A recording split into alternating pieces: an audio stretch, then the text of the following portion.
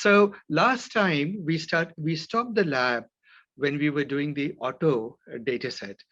Do you folks remember what that we did the auto data set? I'll whet your recollection very quickly for a few minutes, but we won't spend too much time on the auto data set. It's a landmark data set. You must have say that.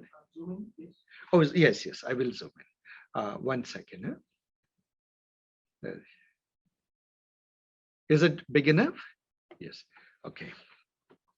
So we did the auto data set. If you remember, it was our first foray in real life investigation of multidimensional data. So there was a lot to learn, lots of techniques that we had to pick up and aspects we had to take care of. So this is the data. We looked at it. There are many variables. One of them, name, we threw away. Origin, we converted into a categorical. So we also realized that horsepower was flawed. it had some missing values. And because it had missing values, we had to do some correction for that, for the horsepower data, right? We had to get rid of the name and do that. So you're beginning to see, I'm starting to bring you closer and closer to complicated real life data sets. This is a good beginning, actually. We looked at the histogram. How are these predictors related to each other? And how do they look? So we got some clue. The miles per gallon has a significantly right skew, right? Many other variables, displacement has that, and weight has that, horsepower has that. Acceleration looks pretty evenly distributed. And we could see, actually, I'll make it just a little bit smaller. Is this okay, or is this too small for you guys? It's good. Reasonably, huh? Yeah, I need it. Unfortunately, with age, I need to have, like, I have only this much real estate available here. I need to see everything on a screen. Okay, so when we looked at this, we saw that there was a peculiar nonlinearity, the one that we often associate with the Zipfian distribution or a reciprocal distribution, reciprocal power law distribution. And so it played itself out. We saw the skews in the data. So these are things, and we learned some beautiful visualizations that we can do, violin plots. These are the violin plots that we did, and the box plots that show us the outliers. And then we looked at the correlation between the variables, only to realize that some correlations are pretty strong. We found that there is a strong correlation between weight, cylinders, displacement, right? So what do we do about that? We kept only one of them, because otherwise you would have multicollinearity problems. So we did a naive baseline. So one of the things we do is univariate. So first we do the univariate regression, just as a refresher. Suppose you do a model of horsepower, mileage versus horsepower. This is the distribution. This is question 8 of your textbook. You look at the distribution, and if you look carefully, you see this reciprocal law distribution. One of the things that I have found very successful, by the way, your book doesn't talk about these things, but I have found very successful, and this intuition comes from physics, is that in physics, the reciprocal power law dominates. If you look at the Coulomb's law for charge, it's a reciprocal law. If you look at gravitation, it's a reciprocal law. And reciprocal laws are everywhere in nature, in at least physical sciences. So we are trained to see reciprocal laws in effect, right? You see data like that, and we often start suspecting a reciprocal law. So by taking log transforms, you can easily convert it to linear. When you do that, you notice that we will see, we will go, when we build a naive regression model, it doesn't fit the data very well. We get 56%, 56.5% R squared. So one moment, Asif, before we move forward on the reciprocal intuition that you just shared. Yes. Is it general that it's at the power of 1, or are there? No. You don't know the power. That is the point with the reciprocal law. You write it as this: y is proportional to 1 over x to the power n. N, okay. You don't know what n is, but it Okay. doesn't matter, because if you take the log of the reciprocal law, it becomes a linear law and just becomes a coefficient. Do you see that? Okay. Here Okay. it's a coefficient. Okay. Right? And so that's the beauty of this. Yeah. I wish it was more mentioned in machine learning textbooks, but they see in real life, you apply, everybody has their own bag of tricks and beautiful tricks, right? These are my bag of tricks that you get to learn. But I wish, but I find it so useful. So many places I find it useful. So that's that. Now, if you do regression with the original model, clearly you get a effect that is not, oh my goodness, this is sorry, let me slow down my mouse. It is moving a bit too fast because with this big zoom factor, I need to display pointers. Now, how much do I scroll? Depends upon, yeah, I was going to do something. Mouse, display, change the mouse size, change the mouse settings. Give me a second, cursor speed. Select, run the mouse wheels, multiple, how many times to scroll? So, okay, let me decrease it a little. Yeah, much better. So here we go. When you notice this model, you realize that you get 56.5% R squared. But when you do this, you see very clear heteroskedasticity, right? If this word is heteroskedasticity sounds a little hard, this pattern, this conical pattern, variance changing, I always give a mental picture. If you love Sherlock Holmes, think of it as his pipe. Whenever you see the picture of Sherlock Holmes, do you see this a pipe in his hand? So does it look like this pipe inverted? Right? Somehow it always reminds me of that. I don't know if it reminds people, but I do that. So we look at the plot and there is a variance between what it should be and what it is. And when you plot the prediction on the line, it's not such a good prediction, 55% gain. You try this with the residual analysis. So what happens is, if you do it on the other hand with a log transform, see here I have taken certain log transforms of this input output, but then you would agree that this particular residual plot shows far less heteroskedasticity, isn't it? Or you can't find the Sherlock Holmes pipe here in this image very much. Then there's a better agreement. Of course, this is as far as you can go. The prediction line looks pretty good as one variable models go. This is the best that you can do.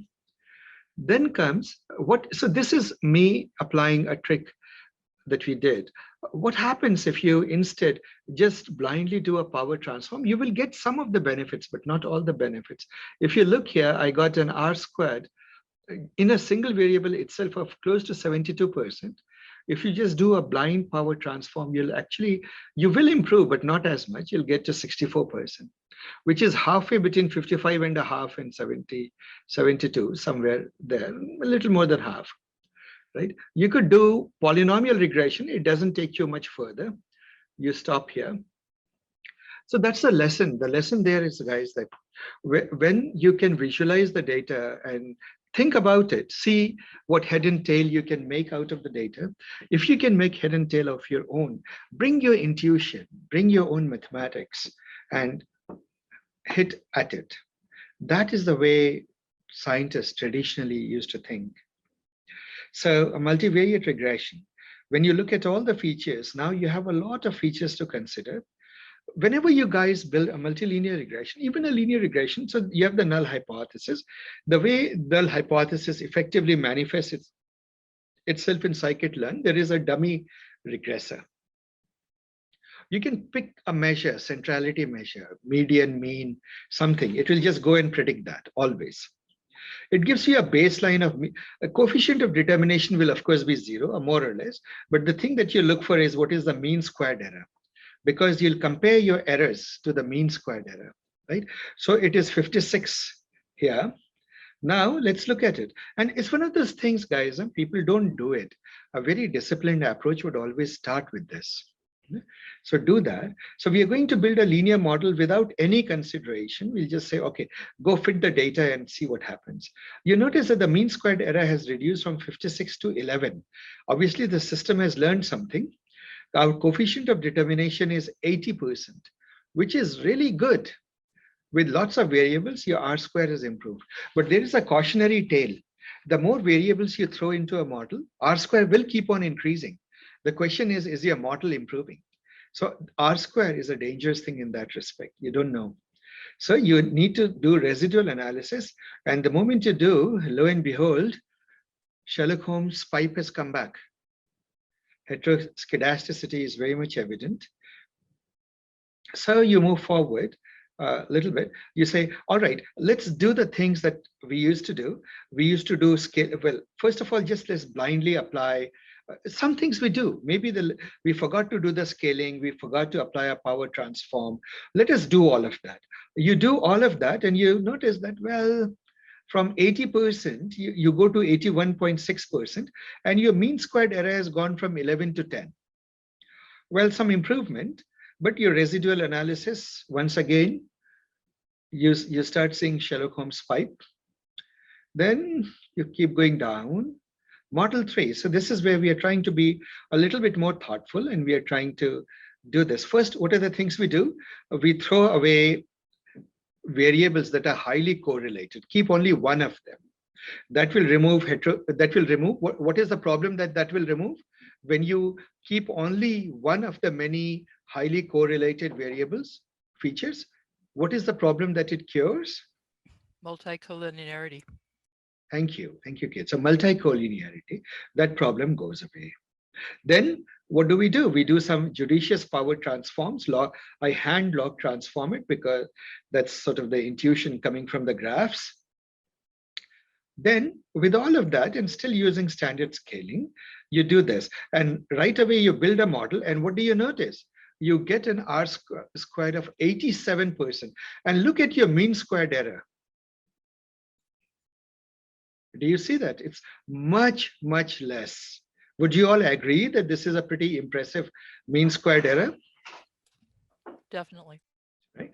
It's very good compared to the just blindly applying a model, or even with just blindly applying power transforms. It used to be 10.3 here, and what was it? 11.2 there, and a baseline dummy model giving you 56.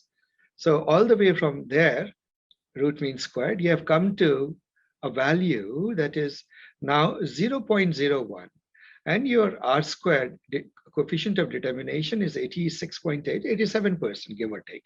Right? Generally, those numbers are considered very good for real life situations, which you see here. Right? Now, one of the things is, how did I decide which variables to keep and which to throw away? That is where making friends with data, spending a lot of time poring over it. Ultimately, the secret is, as they say, hiding in plain sight. Right? In this, to use a metaphor, here it is. When I looked at this with a physicist's eye or with a trained eye, everything is in a way hiding right here in this plot. It is hiding in plain sight. Right? All the tricks that you can extract, and you get ideas. What should I do? What should I do? All of them, the fact that you see the right skew, the fact that you see a reciprocal behavior, the fact that you see there's very highly correlated things. You see this where my mouse is? By the way, is my mouse visible now? Yeah. Big and clear? Yeah. Yes. So, yeah. So there's the fact that I see these strong correlations. You start drawing conclusions, you start taking notes. And that's what I do. I usually, what I do is I spend, like when I have this, usually I will take a cup of coffee and I'll keep looking at it. And not just look at it, I take paper and pencil and start writing notes of what I think about them. Right? So note taking is at the heart of writing, lab notebooks. And then later on, of course, I encode it somewhere. And you see me at the end of it getting to 86, 87% of a model, which I would say arguably is very good. So I leave you it as a challenge, guys. You can do better if you go on spending more and more time onto this data and trying more tricks. Perhaps you can squeeze a few percentage more. Try it out, see how far you can go. The Cook's distance, it helps you find points of high leverage. So there I have to explain, you're encountering it for the first time, but there are a few points of high leverage, but not that many, right? So linear regression still works. It isn't that you have to abandon it. These will tell you those points of high leverage that are hiding in there in your data set that can ruin your analysis. So it is still good. We address the very important topic of feature importance. Feature importance is in linear model where you have scaled the data. You have one of the lucky situations where literally the coefficients tell you what is the order of importance, the magnitude of the. Remember, data must be scaled first. If you have scaled the data, I find that it is a pretty good way to find how important those factors are. So according to the scaling of the predictors, the coefficients of the predictors, I find that weight, horsepower, year, and acceleration are the dominant things. After that, it begins to get rather thin, right? Even the top three dominant ones are weight, horsepower, and year. Acceleration is at single digits, origin, and the rest of them are at single digits. But then I talked about a far more elaborate technique called Shapley values. In a way, here it is a bit of an overkill, but I brought it in just to introduce this early. After the great mathematician and a Nobel laureate in Shapley.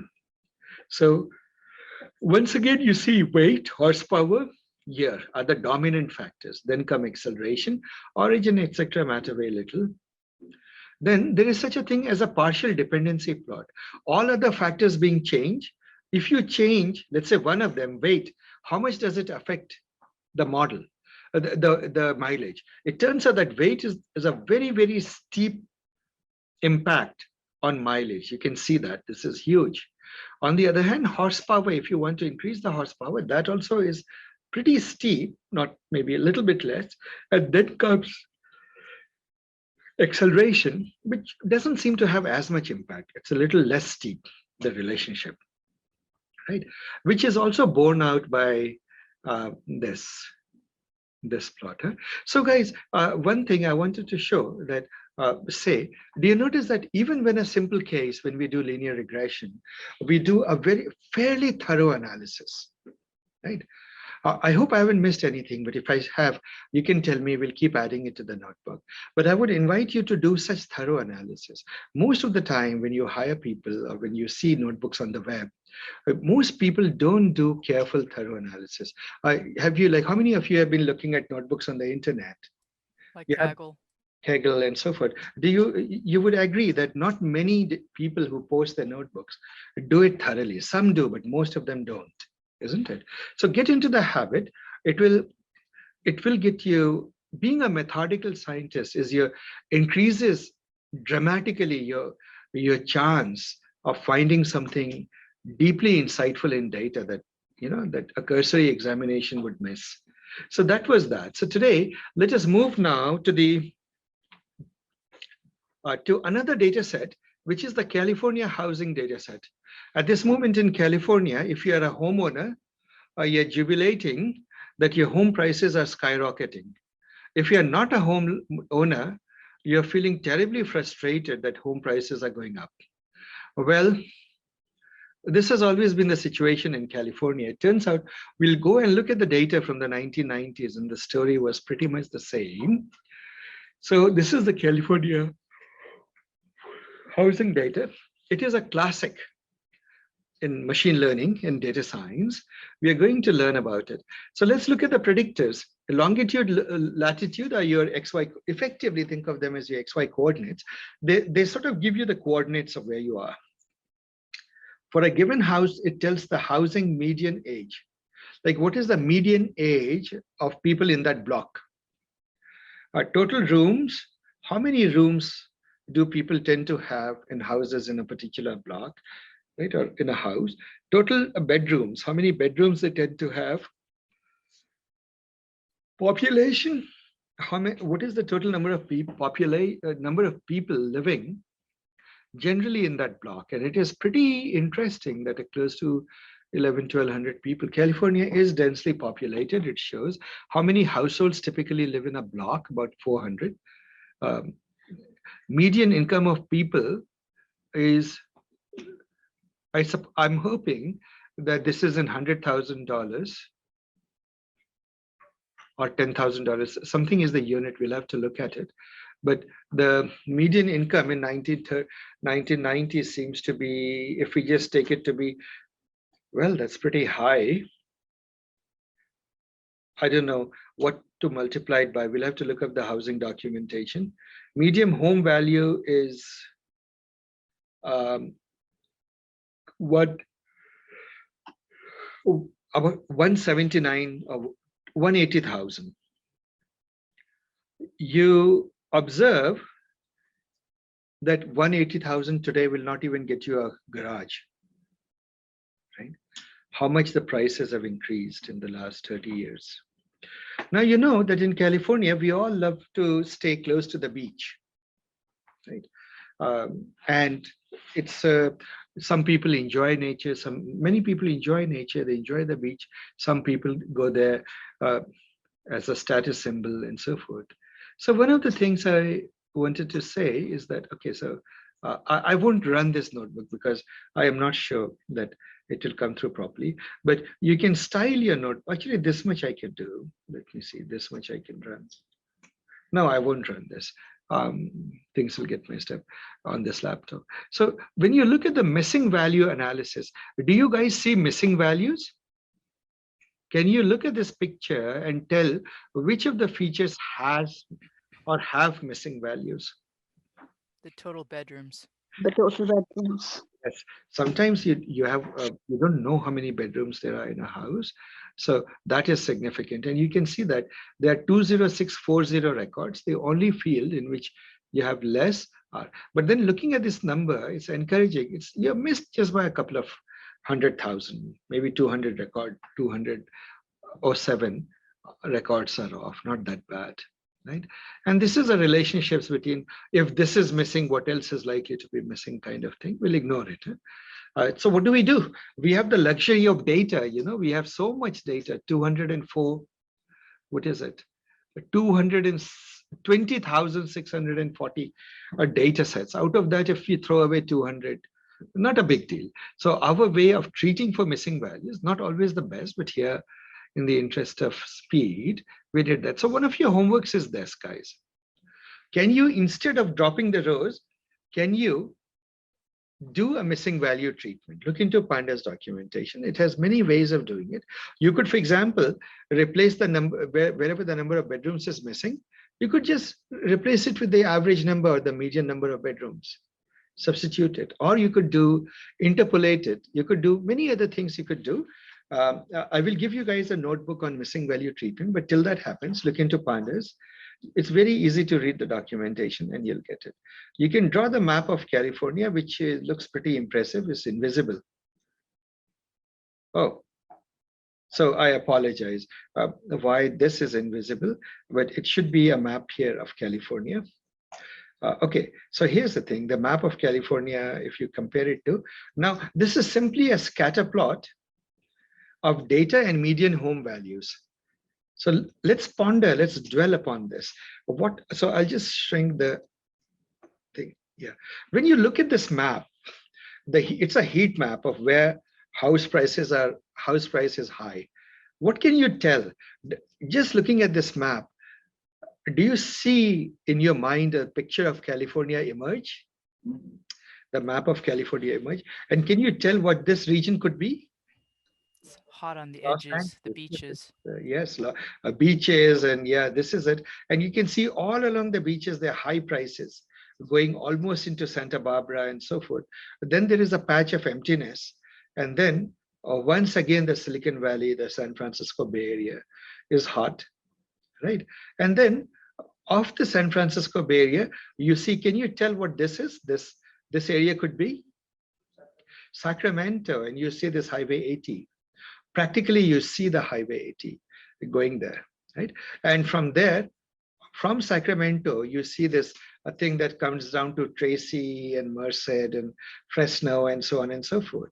And you see this housing that is somewhat, you can literally see just by plotting the data that you are implicitly looking at the invisible map of California.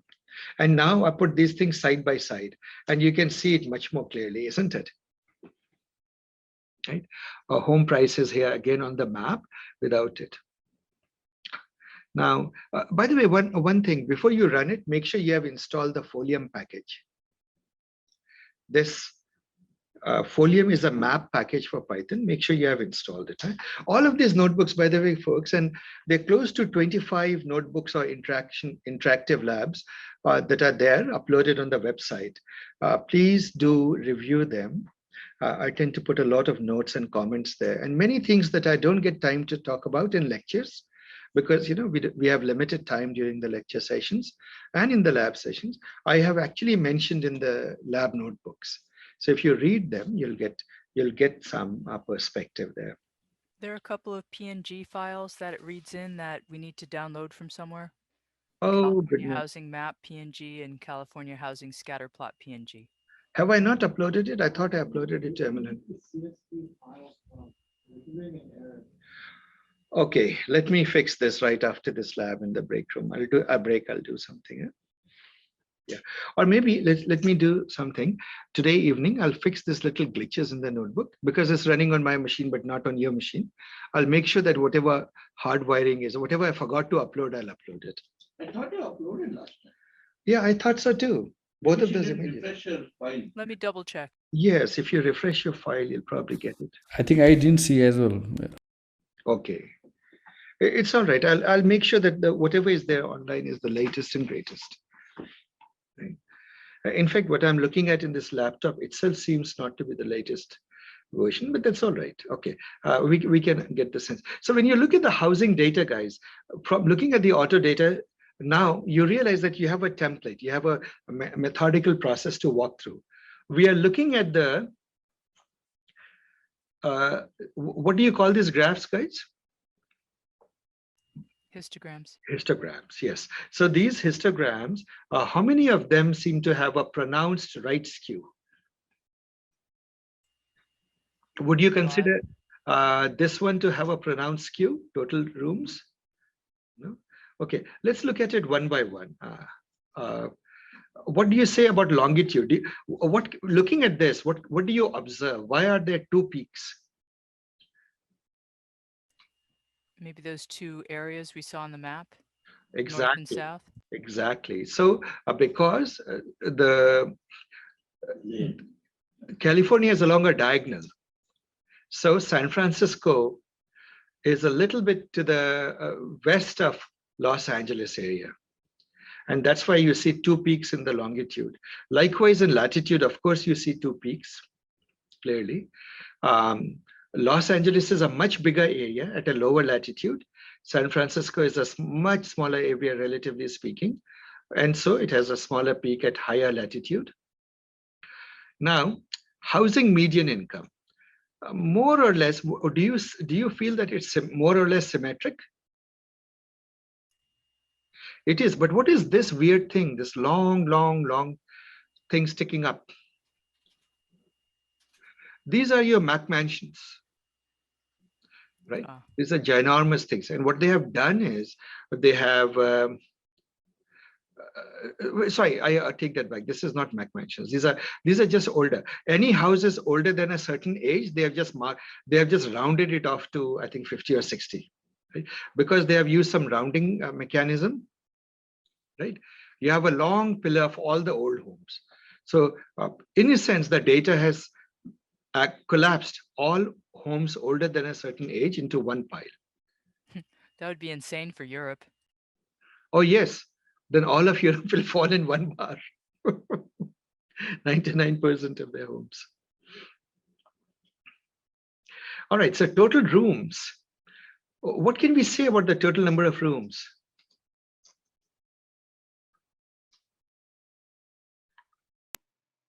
Less than 10,000. Yes, I don't know why it isn't 10. Oh, in the block, the total number of rooms in the block. Yeah. So what we notice is that most of the number of rooms are small. In a block, how many rooms can there be? Actually, let's look at the total number of rooms. The median value, well, the mean is one of the limitations of this is it doesn't give you the median, but you can literally do total rooms.median. It will give you.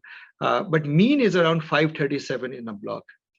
When you have 537 and your graph goes to 40,000, what is it trying to tell you? Your scale is off. No, it just means that most people in California seem to live in single family homes or townhomes. But California is not without its high rise residentials, right? There are apartment complexes that rise up, and high density living, very high density living also is there. But it's so little of high density living is there. Just looking at this map, you can tell that they stand out as anomalies, isn't it? In fact, in Fremont, is there a single high rise for apartments? I don't think so. There isn't any, right? So they are there, but they're few and far between, and they create the outliers. The same is true for the bedrooms. They are causing the outliers. So one of the things you could do is you can say, well, the dynamics of extreme high rises is different from normal homes.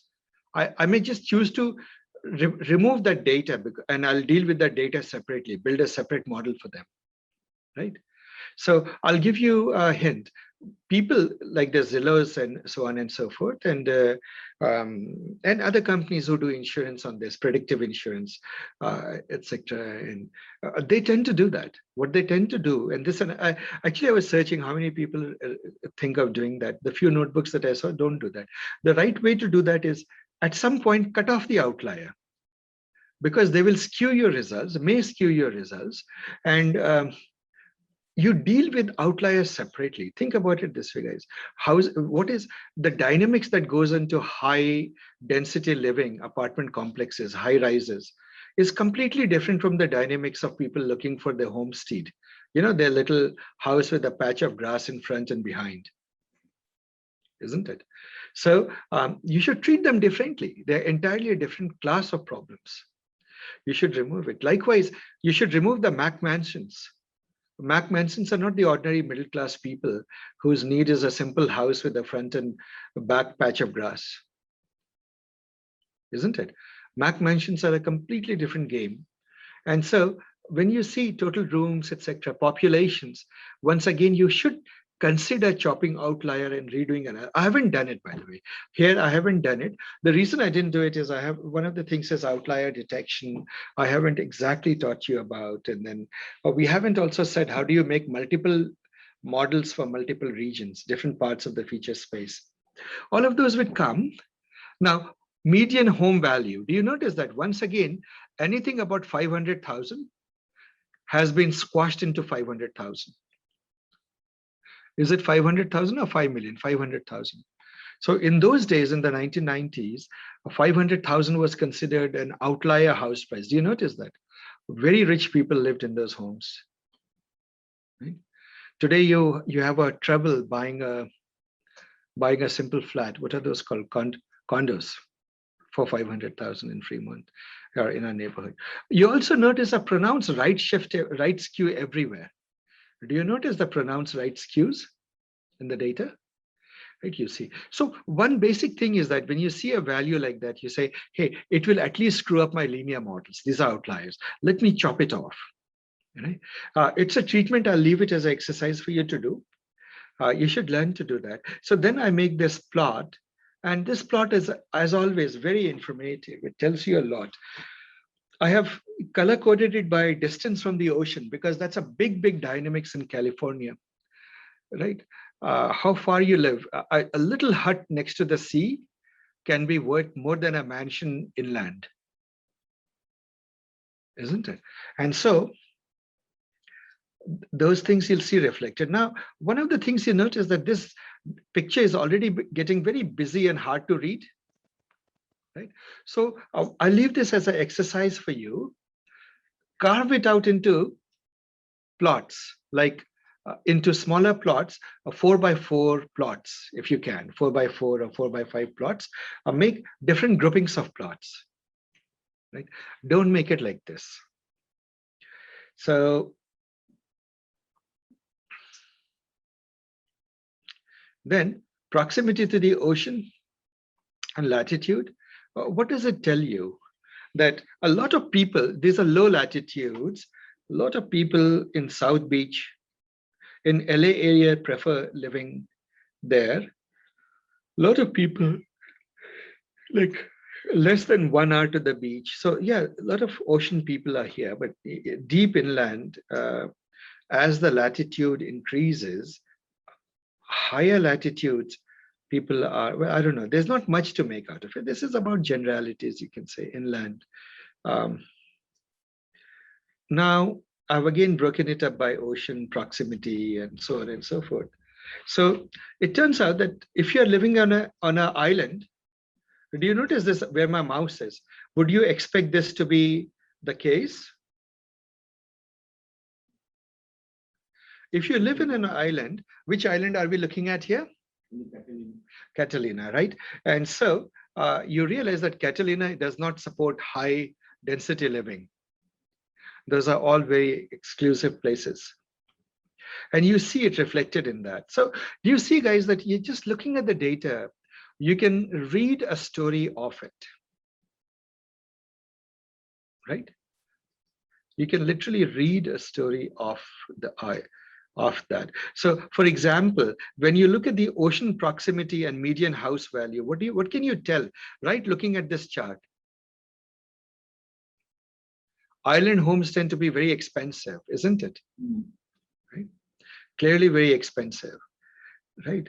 And near the ocean homes, do you see that near the ocean homes are also stretching out into the expensive territory? But in those days, not so much. Whereas inland homes are all in the middle class category. Clearly, do you see this blue thing here, or the turquoise kind of color? It is all in the middle class category. That's, I suppose, is a little bit more clear when you look at the now when you look at the age, what can you tell looking at this age about island people? What can you tell about their age? Most of them are pretty old. They are pretty old. They're above 30s, right? So it takes time to earn the kind of money that will land you on an island. Wow, they don't show above 50. Yes, interestingly, they don't show up above 50. And so that is the point. You look at data and you see value. When you look at ocean proximity, you can see these homes are very expensive. Inland homes are classic middle class homes. And they have a lot of outliers. There are a lot of Mac mansions hiding in there, inland also, right? To wit, if you just go, every time I take from 880 to 580, 680, and I drive towards Livermore, I see all sorts of Mac mansions on the hills. So I suppose that's what that is. Anybody here who's living in one of those? No, okay. So correlations. We look at the correlation. From this, where are the strong correlations you see between latitude and longitude, right? Well, that is given because they have to be, locations are. Now, look at this. The most important thing is median house value. What is it strongly correlated with here? If you look at this field, it is most strongly correlated with, which of the fields is it most strongly correlated with? Income. Median income, exactly. Why? Because it's again one of those things. Wealthier people, they tend to live in homes that are wealthier, right? The converse is also true. If they move into a neighborhood, the neighborhood automatically starts getting, the house prices starts going up. To wit, Fremont and these places. Now Fremont, where we live, has a disproportionately large, relative to the nation, a large population of PhD holders and patent owners and highly qualified people earning quite a bit of income. And so the median house price here has become horrendous if you're trying to buy a house. Right? So that's that. 68%. But the other thing you notice is that the direct correlation to other factors are not that much. The second biggest factor is latitude, isn't it? Which makes sense because in California, most of the population is localized to specific latitudes, LA or Bay Area, right?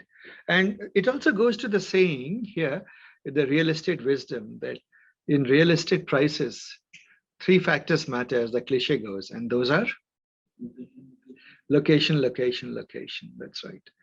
So let's see, right, what we have here. Now, our data has categoricals, so you need to do treatment for categoricals, as we talked about in the past. We get them into dummy variables, right? And then now what do? We are going to build a model. So I'm not going to build a baseline model. Can I please leave it as an exercise to build a dummy regressor? Right? Please build a dummy regressor. Please also build a model without all these log transforms and other things. Right? So this I leave as an exercise for you. I've directly short-circuited to a sensible model here. You come here, and then once you do all these transformations on the data, now the data looks far more symmetric here, guys, does it? Unskewed data, right? So once you have to remove the skew, then you do the, so first you build a naive linear regression model. We get a R squared of 69%, pretty respectable, mean squared error of 0.1. You look at the residual plot, not strongly a pattern, but maybe there is a small scope for improvement, right?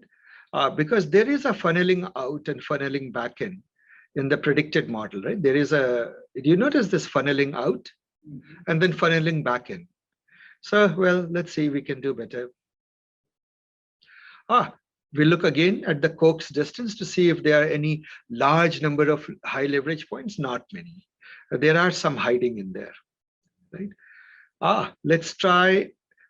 Remember, we learned about regularization.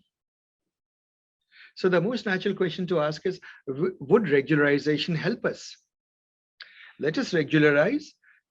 We went to 69%. How much were we before? We were at 69%. So did it help us? Did regularization help us? No. It means that this data, actually the fact that 69 is where you are in spite of that, means that regularization or rich regularization is not what's going to help us. We make the prediction error plot. There is quite a deviation between y and y hat. And at this moment I stop because obviously I haven't taught you some other things. So I'll ask you this question.